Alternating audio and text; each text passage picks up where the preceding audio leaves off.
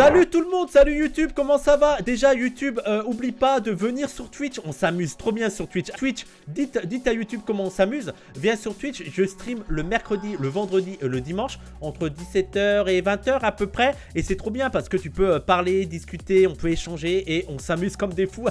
C'est génial, je suis en train de m'étouffer avec ma bave. Et aussi, oublie pas de liker cette vidéo, de la partager, de commenter. Et si tu peux, de soutenir financièrement avec le lien en Streamlabs en description. Voilà, bref. Aujourd'hui, on va parler de Viktorovic. Alors, j'aime pas Viktorovic parce que je trouve ça un peu nul, quoi. Je sais qu'il a un succès de fou, hein. Et c'est pas un méchant. Je veux dire, c'est pas un méchant, mais vraiment, moi, je trouve que ses analyses à partir de la logique et de la vérité, je suis en mode, oui, bon, c'est pas ça qui va convaincre. Et je le trouve très social dem mou. Très mou, quoi. Pour moi, Viktorovic, je suis persuadé qu'il vote Europe Écologie Les Verts. Et je me rappelle avec le NFP, il est en mode arrêtez de jouer au con en fait. L'alliance en fait. L'alliance. Mais ça marche pas comme ça la vie. C'est pas l'alliance à tout prix. En fait, il y a des conditions à l'alliance. Non, l'alliance. Hein. Voilà. Hein. Oui, il doit voter l'après lui. Ouais, non, mais c'est sûr. Oui, c'est l'esprit critique. C'est le plus gauchiste de l'esprit critique, on va dire. Voilà. Et donc là, il a sorti un livre apparemment. Il a fait une interview sur Quotidien et le titre de la vidéo c'est « Sommes-nous gouvernés par le mensonge ?» Hein, j'ai l'impression que oui, j'ai l'impression qu'on nous ment.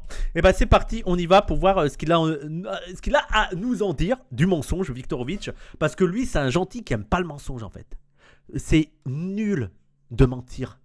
Il faut pas mentir aux gens en fait. C'est pas comme ça que ça se gagne une politique. C'est pas en mentant en fait. Allez, c'est parti. Or bien, écoute, et je vais faire comme tu fais. Or, la gestuelle est impeccable. Il va le faire. Ah, ces ambiances de plateau nulles. Comment ça m'avait pas manqué? Ça fait trop longtemps que j'ai pas regardé la télé. Et vraiment, ambiance de merde. Clément, tu es toujours docteur en sciences politiques, prof dans toutes les meilleures écoles. Attends, il est docteur en sciences politiques? Il est prof de sciences politiques ou il est prof que de rhétorique et tout, Viktorovic? Quotidien, un problème. Ah oui, un gros problème, ouais. Primeur émérite, stand-upper avec ton spectacle, l'art de ne pas dire. Putain, j'avais oublié qu'il fait un stand-up. Mais on est d'accord que ce stand-up, c'est pas un truc drôle. Son stand-up, c'est plus un spectacle, un peu comme... c'est genre les trucs là, les TED. Les TED, juste, au lieu de 15 minutes, c'est 1h30. C'est un immense TED, quoi. C'est ça. Je sais pas si quelqu'un est allé le voir, mais moi, ça me donne pas envie. Je préfère aller voir Marie Saint-Filtre. Mais ouais, bon, voilà. D'abord, la dernière production, c'est ce livre ici qui cartonne.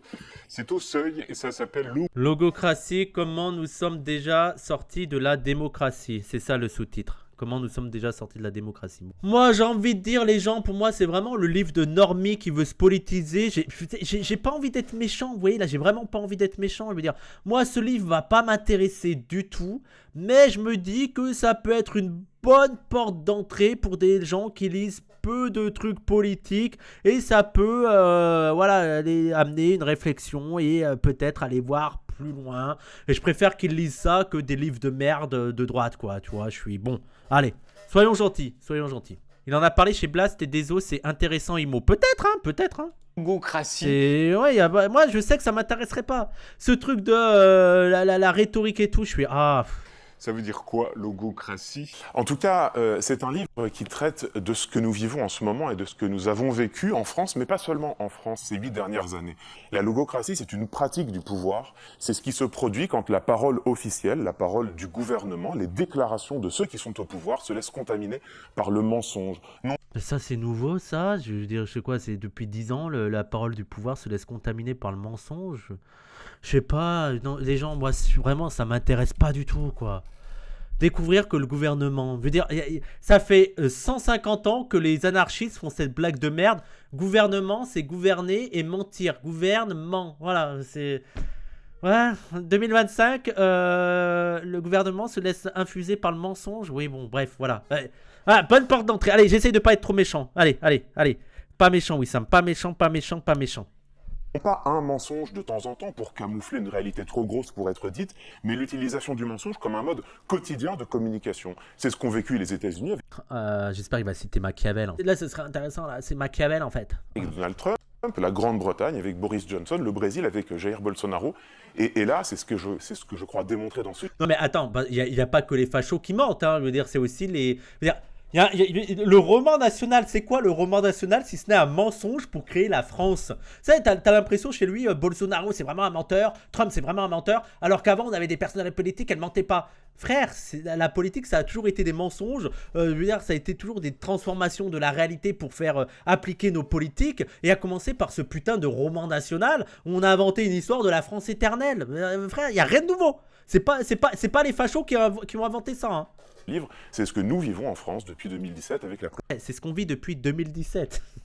Non mais sérieux, non mais... Depuis 2017, le gouvernement... Non mais c'est grave, c'est grave.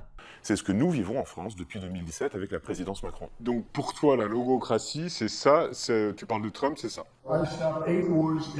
Hey, les gens, j'en parlais avec un militant au truc de Frantz Fanon. Mon avis sur Trump. Avouez que c'est du divertissement, moi. J'ai envie de dire, moi, parfois je comprends les ricains, j'ai envie de dire, quitte à se faire baiser, autant que ce soit du divertissement, quoi. Il est tellement drôle. Il a tout baisé. Il a tout baisé. C'est un génie. On le prend trop pour un débile. C'est trop un génie de la communication. Moi, je ne m'en remettrai jamais. Je ne m'en remettrai jamais de ce qu'il a fait avec Kamala Harris et le McDonald's. Je suis désolé, c'est du pur génie. Vous vous rappelez de ce qu'il a fait avec Kamala Harris et le McDonald's? Kamala Harris avait fait croire qu'elle avait travaillé au McDonald's. Et lui, le lendemain, il allait au McDonald's. Il a mis une tenue de McDo. Il a travaillé 2 minutes. Il a dit, ça y est, j'ai travaillé 2 minutes de plus que Kamala Harris. C'est bon. Il a gagné. Moi, il a fait ça. Je vote pour lui. T'as gagné. T'es trop fort. C'est trop un ricain du divertissement. Trop fort. Trop fort. Il en a rien à foutre. Trop fort. Au moins, t'es là. Regarde, j'ai arrêté 8 guerres. J'ai arrêté 8 guerres en 8 mois. Allez, vas-y. Non, mais c'est trop.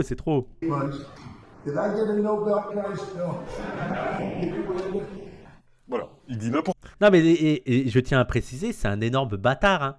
C'est un énorme bâtard. Mais il nous a trop baisé sur la communication, quoi. Il est trop fort. N'importe quoi, en l'espace de, je sais pas, ça dure quoi, 6 secondes. Donc il suffit d'affirmer quelque chose de faux pour que ce soit vrai. Absolument. Et ça, c'est... Oui, bon, on a attendu pendant des centaines d'années que la France est universaliste, la France diffuse les lumières, la France va civiliser le Sud. Oui, bon, voilà, oui, d'accord, Trump ment, tous les personnalités politiques mentent. Voilà, qu'est-ce que tu veux que je te dise? Je rappelle quand même que le personnage de Chirac, c'était super menteur dans les Guignols. Je sais pas, il y a un moment donné, peut-être qu'il faut... C'est pas depuis 2017, c'est pas pour rien qu'on l'appelait super menteur, Jacques Chirac. Je sais pas. Donc là, je vais dans ce livre vous expliquer que depuis 2017, le mensonge, les gouvernements mentent. Voilà. On est rentré dans ça. C'est un nouveau type de mensonge, c'est ce que moi j'appelle des anticatastases. La définition du mensonge. Alors le mot... Là, il a un mot très intelligent, anticatastase. Allez, place ça dans ton... comment on appelle ça, dans ton Scrabble. Allez. Le mot est compliqué. Or, mais il l'a fait. Le mot est compliqué. Vraiment, pour impressionner les normies. Ah, tu places un mot, mais tactase, là, je sais pas quoi. Ah, waouh. Ah, ouais, génial. Je pourrais l'utiliser pour me la péter le 31. La réalité qu'il désigne est simple. La définition d'un mensonge, c'est qu'il se doit d'être discret. Il cherche à ne pas être repéré. L'anticatastase, c'est le quoi mensonge. l'anticatastase? C'est le mensonge en pleine lumière. Comme ce qu'on vient de voir. Exactement. Et c'est quoi la différence avec logocratie? Eh bien, précisément, la logo... Oui, ouais, comme par exemple Colin Powell en 2000, c'est quoi, 2001 ou 2002, qui vient avec sa fiole de pisse pour dire que l'Irak a les armes de destruction massive. Ah ouais, c'est nouveau, hein. Vraiment nouveau, hein, tout ce truc. On est vraiment dans une ère bizarre hein, depuis 2017. Hein. 2003, voilà. Ils découvrent ça. Des mensonges gros comme le monde pour justifier des opérations militaires. Voilà, quoi. Ouais, De Gaulle et la France résistante. Ouais, je me rappelle ça. Ouais. Oui. Mais le général De Gaulle n'avait pas-il dit que toute la France avait résisté? Il l'a dit. C'est quand la parole officielle se gorge d'anticatastases, des mensonges qui ne cherchent même plus à se dissimuler. Je prends un exemple, tout le monde va pouvoir suivre très simplement. En France, il y a quelques années, Emmanuel Macron nous dit par exemple, c'est pendant le grand débat national, il est face à... Je pense qu'il vise plus le mensonge décomplexé. En quoi le mensonge du gouvernement de Bush pour justifier la guerre en Irak n'est pas un mensonge? Je veux dire, tout le monde savait que c'était faux. Il y a eu plein d'opérations. Allez lire Chomsky, hein, d'ailleurs, si vous voulez aller voir tous les mensonges d'État pour justifier des guerres. Il y a eu plein de mensonges décomplexés. Ils s'en battent les couilles. D'ailleurs, c'était la tech de Chomsky sur le 11 septembre pour contredire les conspirationnistes. Les conspirationnistes, d'un coup, leur théorie, c'était de dire que le 11 septembre a été organisé par les États-Unis pour justifier les guerres.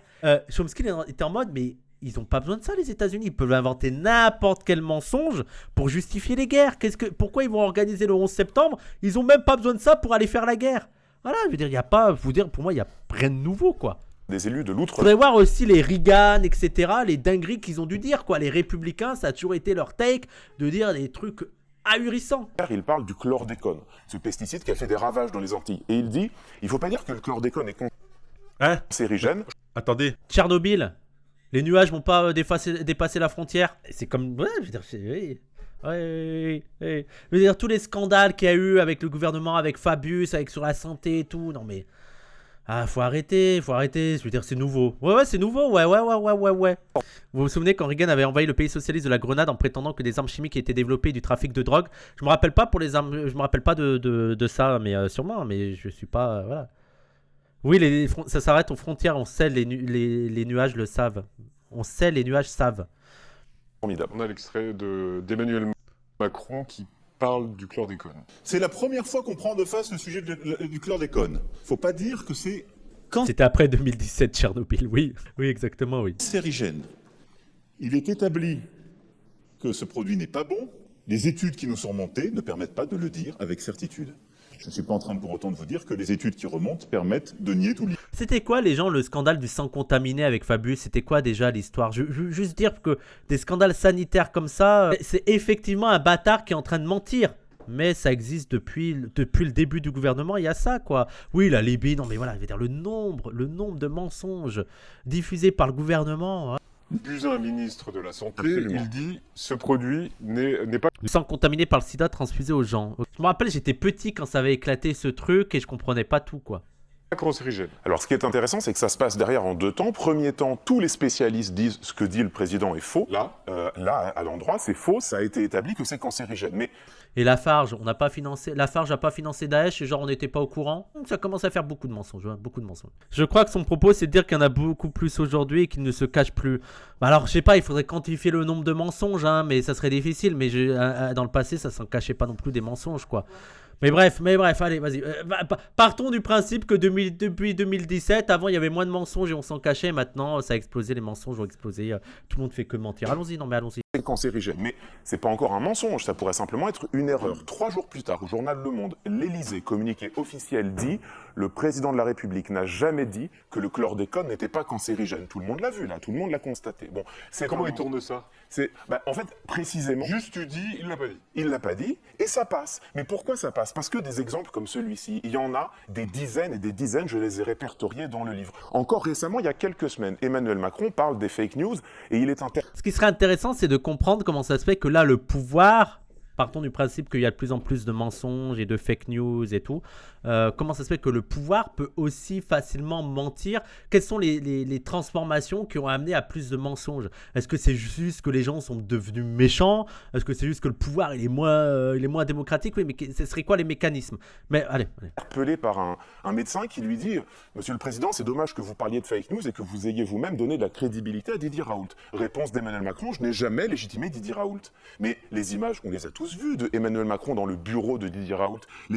Ben, ça me fait penser, vous avez vu Apprentice avec Donald Trump et comment il s'appelle, le conseiller de Donald Trump. J'ai l'impression que ça a toujours été leur stratégie. Deny. Déni, tu nies. Jérémy Strong, incroyable. Et Jérémy Strong, Roy Cohn, Jérémy Strong là-dedans, incroyable. Vraiment, c'était le meilleur personnage du film. Il a volé le film. Et c'est deny. Tu nies. Déni. Mais j'ai l'impression que ça a toujours été la politique du pouvoir, quoi. Quand il y a des scandales et tout, tu nies. Non, c'est pas vrai, non. Non, je n'étais pas là. Absolument pas. C'est faux. Déclaration d'Emmanuel Macron disant à 2 reprises Didier Raoult est un grand scientifique, on les a tous entendus. En Grande-Bretagne, quand nous avons Boris Johnson qui dit si on quitte l'Union européenne, la Grande-Bretagne récupère 350 millions de livres par semaine, tout le monde sait que c'est faux. Le chiffre, il est contredit par des données officielles, mais il le répète encore et encore. Oui, bon, après, de l'autre côté, t'as aussi des gens qui ont dit si on quitte l'Union européenne, la Grande-Bretagne est terminée, quoi. Ouais, ça c'est le jeu politique, là. C'est parce que, voilà. Ok, parce que lui, je pense qu'il est pro-Union Européenne, et pour lui, c'était les fascistes qui voulaient quitter l'Union Européenne, et donc les fascistes ont eu des mensonges sur l'Union Européenne, mais il y a eu pareil de l'autre côté, il y a eu aussi des mensonges de la part des pro-européens, quoi. Il est prof de Sciences Po. Oui, les profs de Sciences Po, oui, non, mais je veux dire, les gens mentent. Il y a des mensonges, en fait. Les yeux dans les yeux comme Cahuzac, ah oui, encore un mensonge pré-2017, ah oui, j'avais oublié Cahuzac. Ah mais en vrai, bah, la Grande-Bretagne c'est un peu terminé en vrai, mais comme tous les pays d'Europe, c'est aussi la crise économique en Allemagne, c'est pas dû à le fait qu'elle soit restée dans l'Union Européenne, hein, il y a aussi d'autres raisons, hein. Il y a une crise économique qui touche l'ensemble de l'Union Européenne, une crise de la surproduction, c'est pas... je pense que la Grande-Bretagne serait restée dans l'Europe, il y aura le même souci. La parole du pouvoir se décorrèle du réel, j'ai l'impression que ça a toujours été le cas, quoi. Le pouvoir a toujours eu intérêt à faire en sorte que le réel colle à ces politiques-là, quitte à tordre le réel. Ah. Je rappelle, l'exemple le plus symptomatique de ça, c'est le roman national qu'on apprend à l'école. C'est faux. On apprend des choses fausses à l'école. Nos ancêtres, les Gaulois, etc. C'est faux. Voilà. Je veux dire, la France est une grande démocratie. Elle rayonne à travers le monde pour diffuser les libertés. On est quand même dans le pays. On avait la Déclaration des droits de l'homme et en même temps, il y avait la colonie où on a rétabli l'esclavage. Voilà. Non, mais voilà. Logocratie, populisme et anticatastase. L'anticatastase, c'est le mensonge qui essaime dans la parole officielle. La logocratie, c'est ce qui se passe quand la parole du pouvoir utilise l'anticatastase, le mensonge. Donc, l'administration américaine. Par exemple. Mais ça, c'est la logocratie. Voilà. L'anticatastase, c'est un mensonge, c'est l'extrait de Trump, c'est ça? absolument. Et maintenant, le populisme. Ce qui est intéressant, c'est que tu regardes Jair Bolsonaro. Parce que la logocratie, c'est beaucoup les fachos, hein. Les démocrates, eux, ils logocratent pas. Non.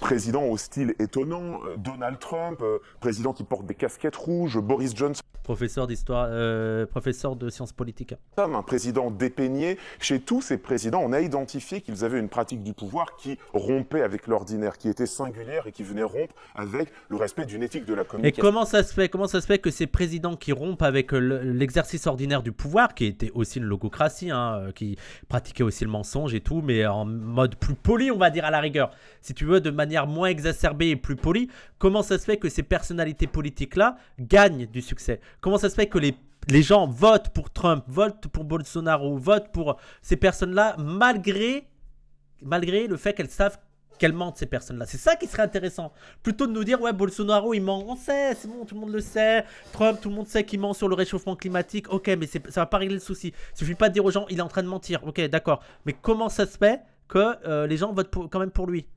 Sarkozy, Berlusconi, Reagan, ces mecs-là n'ont pas existé en gros. Oui, non, mais oui, oui, j'avais oublié Berlusconi, oui.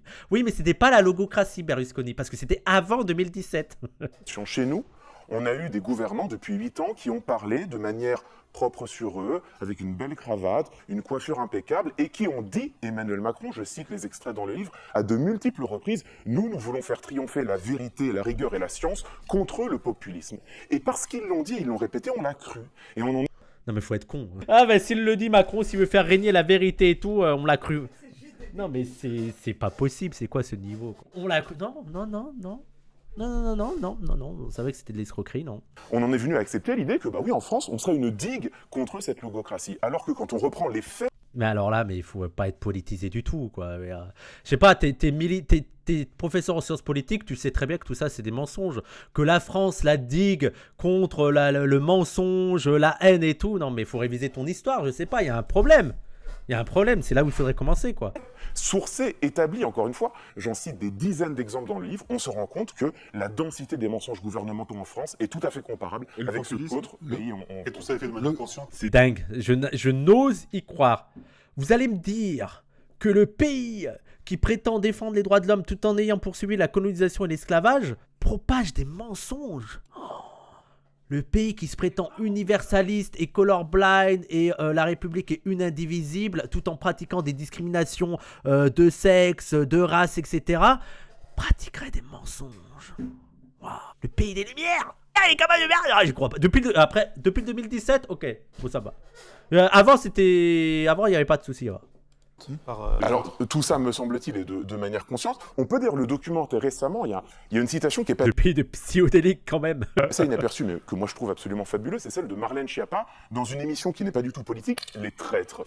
Marlène Schiappa participe aux Traîtres, elle arrive en finale des Traîtres, c'est cette émission Tu fais un livre avec moi en 3 tomes, l'eau ça mouille. un peu loup-garou, un peu de télé-réalité, où il faut dissimuler si on est, oui ou non, le méchant ou le gentil, grosso Et modo. elle fait un aveu. Et elle fait un aveu. Là où je trouve que là où je trouve Wissam et le chat un peu dur, c'est que nous, oui, on n'est pas surpris du thème du livre, mais c'est pas nous la cible de ce genre de livre. Et on doit accepter que le gars arrive en tant que prof de sciences politiques en nous disant que la logocratie c'est depuis 2017, que le gouvernement se base sur le mensonge. Non, je suis désolé. Je veux bien que ce soit une introduction aux normies, mais tu peux pas venir avec ce genre de propos, quoi. C'est bon, j'en ai marre. Et on est bien gentil avec Viktorovitch. Bon, il y a un moment donné, on peut dire que c'est de la merde là. C'est pas ouf, quoi, son bouquin. C'est bon.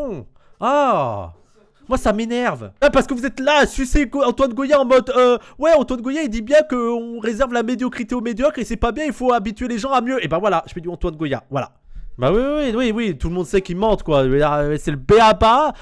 Depuis 15 ans, je vais dans ma famille, c'est les politiciens, c'est des menteurs. Voilà. Et Viktorovitch, il arrive avec son livre en mode Oula, depuis 2017, j'ai l'impression que les politiciens sont des menteurs. Va voir mon oncle. Ça fait 50 ans qu'il dit ça. Et c'est pour ça que ça fait 50 ans qu'il vote pas. Tous pourris. Et elle décrit ce qu'elle faisait quand elle était femme politique, et elle dit, voilà, j'aurais pu faire comme je faisais quand j'étais femme politique. Le problème, c'est qu'on le sait tous, plus ou moins, le tous pourri est acquis. Oui, c'est acquis, quoi. Et en plus, ce que j'aime pas dans ce genre de truc, c'est que tu ne comprends pas pourquoi alors les gens votent quand même pour eux. Qu'est-ce qui fait que les gens votent quand même pour les Trump, etc. Ce qu'elle faisait quand elle était femme politique, et elle dit, voilà, j'aurais pu faire comme je faisais quand j'étais femme politique, vous dire, ne réponds à rien, ne réponds jamais, embrouille-les, passer en mode langue de bois comme je sais parfaitement le faire. Mais genre, c'est nouveau, ça, c'est... je sais pas, non, mais peut-être que les gens, je suis peut-être ultra de mauvaise foi, mais c'est évident que... Oui, ils viennent naître, quoi. Ils découvrent que les politiciens ont des chargés de com qui leur disent d'esquiver les réponses, de pas répondre, de les embrouiller. Voilà. Waouh. Et là, on se rend compte que Marlène Schiappa... Là, c'est ta tête quand tu découvres quand elle dit ça. Donc elle... Attendez, vous êtes en train de dire que les hommes politiques et les femmes politiques nous mentent? Non, elle est trop tordue, cette théorie-là. Vous êtes trop dans le... Vous êtes fous, vous êtes complotiste. Vous êtes des dingues, vous. Quand elle dit « je ne réponds à rien, jamais », ne réponds à rien, jamais, c'est un conseil qu'on lui donne, embrouille-les. Absolument. Et ça, c'était pas avant 2017. Hein. Avant 2017, les conseillers politiques, les conseillers en communication ne disaient pas du tout ça. Ils disaient « réponds franchement ». Ouais, t'avais Jacques Attali et d'autres conseillers qui arrivaient et qui étaient en mode « mais frère ». On est contre la logocratie. En fait, quand un journaliste te pose la question, tu dis la vérité. Tu réponds franchement. Tu dis tout. Voilà. Non, moi je suis pas contre ces stratégies-là. Elle dit, j'active consciemment le mode langue de bois. Donc là, elle n'est pas en train de dire, je communique. Même le mode langue de bois, il découvre ça. Et en plus, il comprend pas comment là, Marlène Schiappa, elle gagne des points en paraissant honnête, en disant, je pratiquais la langue de bois. Comment ça peut même convaincre des gens en mode, ah ouais, elle est bien, elle. Elle, c'est une vraie, elle est honnête. Elle savait qu'elle pratiquait la langue. Elle dit qu'elle pratiquait la langue de bois. Bref, bon. Sans trop savoir, je fais des choses sans me rendre compte, de manière inconsciente. Constamment. Elle dit, voilà, j'ai un mode, je rentre dedans dès que je suis en difficulté, et ma manière de communiquer, c'est embrouiller. On voit ça de notre point de vue ultra politisé, mais son approche, qu'on le veuille ou non, est pertinente pour les normies. Mais vous prenez aussi les normies pour des débiles parfois.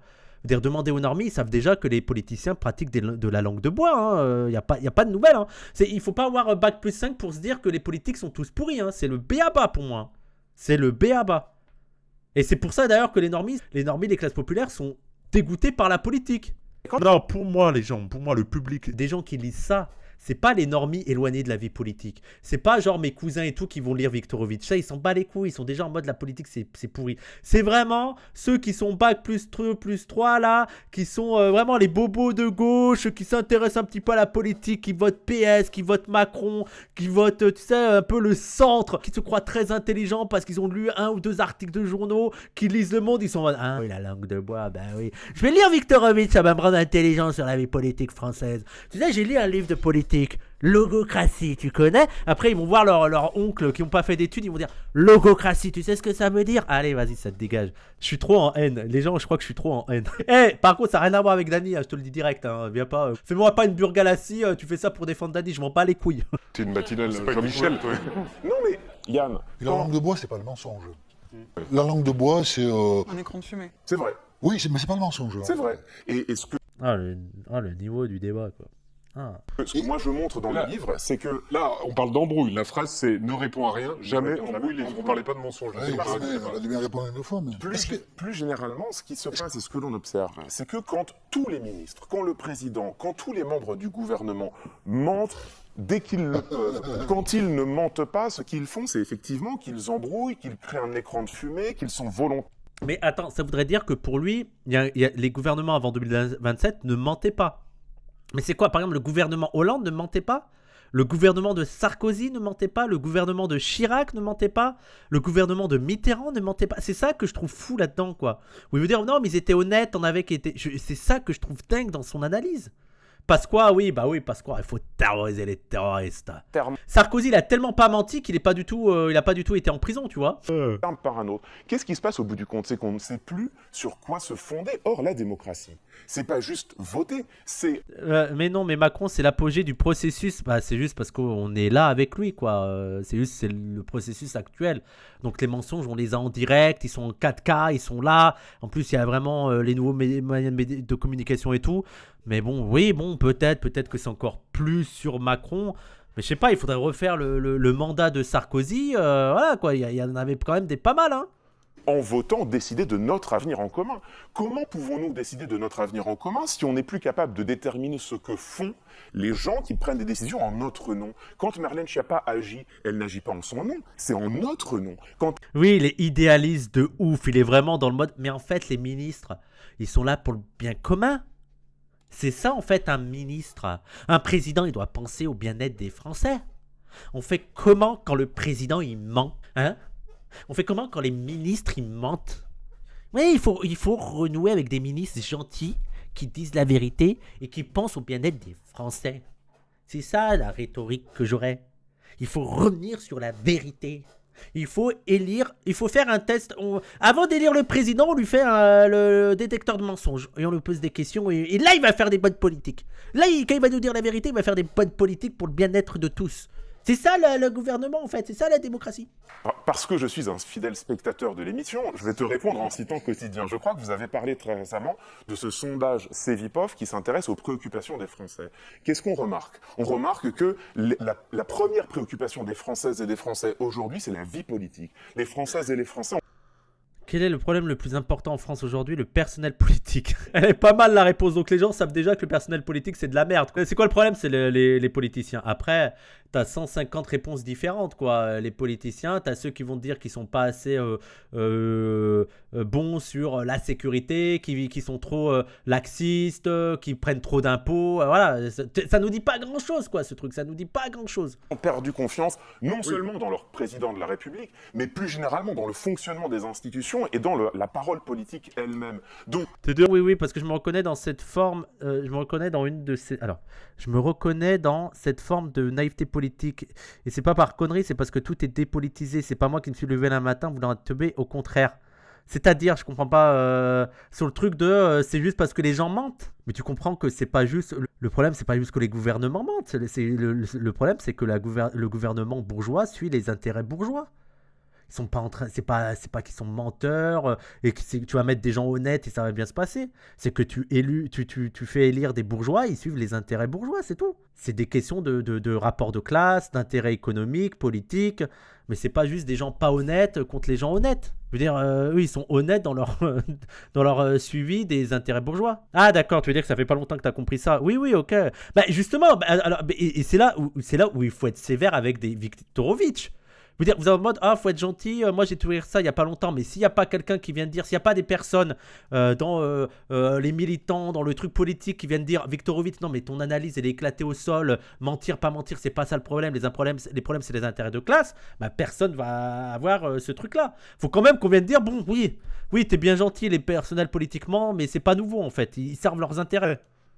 moi, la réponse que j'apporte, c'est oui. Moi, ce que je crois, c'est que les gens ont envie qu'on leur dise la vérité, sont prêts à l'entendre, veulent délibérer sur leur avenir en commun, mais pour délibérer sur notre avenir en commun, encore faut...